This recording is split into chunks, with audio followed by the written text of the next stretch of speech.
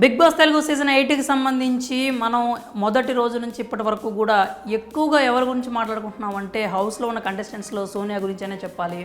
మనం ఎంత వద్దనుకున్నా కానీ ఆవిడ గురించే మాట్లాడుకోవాల్సిన పరిస్థితి అయితే ఆటలో కనిపిస్తుందన్నమాట. ఎందుకంటే ఆట కూడా ఆమె చుట్టూనే తిరుగుతూ ఉంది. ప్రతి సీన్కి కానీ లేకపోతే సిచ్యువేషన్కి కానీ ఎక్కువ శాతం సోనియాకే రిలేట్ అవుతూ ఉన్నాయి అన్నమాట. ముఖ్యంగా హౌస్లో చూసుకున్నట్లయితే ఇప్పుడు సోనియా వర్సెస్ యష్మి అయితే నడుస్తుందన్న విషయం మనందరికీ తెలిసిందే.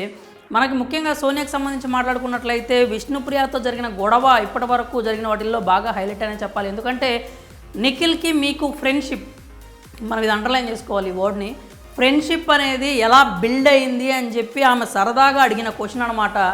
దానికి సోనియా పెట్టిన ట్యాగ్ ఏంటంటే, నేను నీ అడల్టరేటెడ్ కామెడీలో పార్ట్ కాదలుచుకోలేదు అని చెప్పి చాలా పెద్ద మాటనైతే వాడేసింది అనమాట. ఆ తర్వాత విష్ణుతో చాలా ఎక్కువ అయితే గొడవని ల్యాగ్ చేయడం కూడా జరిగింది. కానీ నాగార్జున గారి సూచనల మేరకు ఆ గొడవనైతే కట్ చేసిందనమాట. అంటే ఫ్రెండ్షిప్ ఎలా బిల్డ్ అయింది, ముందు కొట్టుకున్న వాళ్ళ తర్వాత ఫ్రెండ్స్ ఎలా అయ్యారు అనే ఒక అడిగిన క్వశ్చనే అడల్టరేటెడ్ అయితే, మరి యష్మి విషయంలో సోనియా చేసింది ఏంటి? ఇప్పుడు ఖచ్చితంగా అందరూ అడుగుతున్న క్వశ్చన్, అడగాల్సిన క్వశ్చన్ కూడా ఏంటంటే, మరి యష్మి విషయంలో సోనియా చేసింది ఏంటి? ఆమె అడల్టరేటెడ్ కామెడీ అని అంత పెద్ద మాట అన్నప్పుడు ఆవిడ అలాంటి మాటలు ఎలా మాట్లాడగలిగింది, ఎందుకు మాట్లాడింది, అంత అవసరం ఏమొచ్చింది అంటే, నిజానికి సోనియా మాట్లాడేటప్పుడు మనం చూసినట్లయితే నీ ఫోకస్ అంతా కూడా నిఖిల్ మీద, పృథ్వీ మీదే ఉంది. నిఖిల్ని, పృథ్వీని నువ్వు చూస్తున్నావు తప్పితే నువ్వు ఎవరిని చూడట్లేదు అని చెప్పనింది. అయితే దాంట్లో తప్పే ఉంది, దాంట్లో ఆమె తప్పుగా ఏమనింది అని మీరు అనుకోవచ్చు.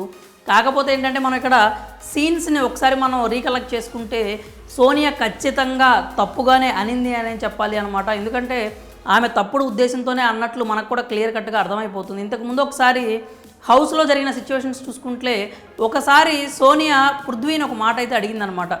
ఏమనంటే, మీకు ఒకవైపు ఏమో నిఖిల్ అలాగే సీతకు సంబంధించి వాళ్ళిద్దరు మాట్లాడుకుంటూ ఉన్నారు. నువ్వంటే నాకు ఇష్టం ఉందని, ఇష్టం లేదని, నువ్వు నాతో ఎలా మాట్లాడతావు, ఎలా మాట్లాడవు, నేను నీకోసం అయితేనే పాట పాడానని ఒక సీన్ అయితే అప్పుడు జరిగిందనమాట హౌస్లో.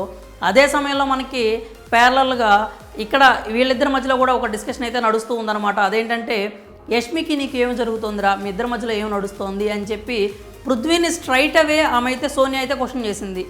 అక్కడ ఆమె ఉద్దేశం ఏంటంటే, నీకు ఆమె అంటే ఇష్టం అంట కదా, నువ్వు ఆమెను ఇష్టపడుతున్నావు అంట కదా అని ఒక స్టేట్మెంట్ అయితే అప్పుడు మనం క్వశ్చన్ అయితే పృథ్వీని అడగడం చూసాము. అప్పుడు అలా అడిగి ఇప్పుడు ఇలాంటి మాటలు మాట్లాడితే ఖచ్చితంగా కూడా యష్మి ఏదో తప్పు చేస్తోంది అని తప్పుగా ఆలోచిస్తోంది, తప్పుగా చూస్తోంది, నిఖిల్ని అలాగే పృథ్వీని కూడా తప్పుడు ఉద్దేశంతోనే యష్మి పదే పదే చూస్తూ ఉంది అని అర్థం వచ్చేలాగే సోనియా మాట్లాడింది. దాంట్లో ఎలాంటి అనుమానం లేదు. మొదట అయితే నీ ఫోకస్ అంతా వాళ్ళ మీదే ఉంది, నీ ఫోకస్ అంతా వాళ్ళ మీదే ఉంది అని చెప్పుకుంటూ వచ్చి ఆ తర్వాత మళ్ళీ ఏంటంటే కాసేపు కవర్ చేసుకునే ప్రయత్నం అయితే చేసినట్లుగా కనిపించింది అనమాట. అయితే ఆవిడ కవర్ డ్రైవ్ అయితే అక్కడ వర్కౌట్ అయినట్లేదు. అంటే తర్వాత ఏమని కవర్ చేసుకుందంటే, నువ్వు పదే నిఖిల్ని, పృథ్వీని వాళ్ళు ఎలా పట్టుకుంటున్నారు, ఎలా ఎత్తేస్తున్నారు, ఎలా పక్కన పడేస్తున్నారు, అలా ఆట మీద నీ ఫోకస్ ఉంది కానీ నీకు మిగిలిన వాళ్ళ మీద ఎవరి మీద ఫోకస్ లేదు. నేను ఎంత ఆడాను, నేను ఎవరిని ఎత్తి పక్కన పడేసాను అనే విషయం అయితే నువ్వు చూడట్లేదు. ఈసారి నుంచి నువ్వు నన్ను కూడా చూడు అని చెప్పి ఏది గొడవంతా అయిపోయిన తర్వాత చివరిలో ఈ మాట అయితే అనిందనమాట. ఆ మాట అన్న తర్వాత ఏమనిపిస్తుంది అంటే, ఖచ్చితంగా ఆమె తప్పుడు ఉద్దేశంతోనే ఆ తర్వాత క్లియర్గా అర్థమయ్యేలాగా కొంచెం డైవర్ట్ చేయడానికి ఈ మాట అన్నట్లుగా అయితే అనిపించింది. నాకైతే పర్టికులర్గా సోనియా అయితే అడల్టరేటెడ్ కామెంట్సే చేసిందని చెప్పి అనిపించింది అనమాట. దాంట్లో అయితే ఎలాంటి అనుమానం లేదు. స్టార్టింగ్ నుంచి ఆవిడ వర్షన్ అయితే అలాగే ఉంది. నీ ధ్యాస అంతా, నీ దృష్టి అంతా, నీ ఆలోచనలు మొత్తం పృథ్వీ నిఖిల్ చుట్టూనే తిరుగుతున్నాయి అనే వర్షన్లోనే మాట్లాడుకుంటూ వచ్చింది. కానీ ఎక్కడా కూడా అంటే ఆటకు సంబంధించి మాట్లాడినట్టయితే ఎక్కడా అనిపించలేదు.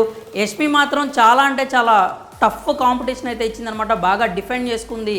నీకులాగా నేను ప్లేట్లు తిప్పను, ప్లేట్ ఫిరాయించను, నీకులాగా మదర్ అనో సిస్టర్ అనో ఒక అటాచ్మెంట్ అనేది చూపించుకొని వాళ్ళని ఒక వెపన్ లాగా నేను వాడుకోను అని చెప్పి ఆమె అయితే అంటం జరిగింది. యష్మి మాత్రం చాలా స్ట్రాంగ్గా డిఫెండ్ చేసుకుంది. తాను చెప్పాలనుకున్నది చెప్పింది. ఒక రకంగా చూడాలంటే సోనియా ఇంకా వీళ్ళిద్దరిని వెపన్స్ లాగా వాడుకుంటుందనే విషయాన్ని అయితే మరోసారి బయటపెట్టింది.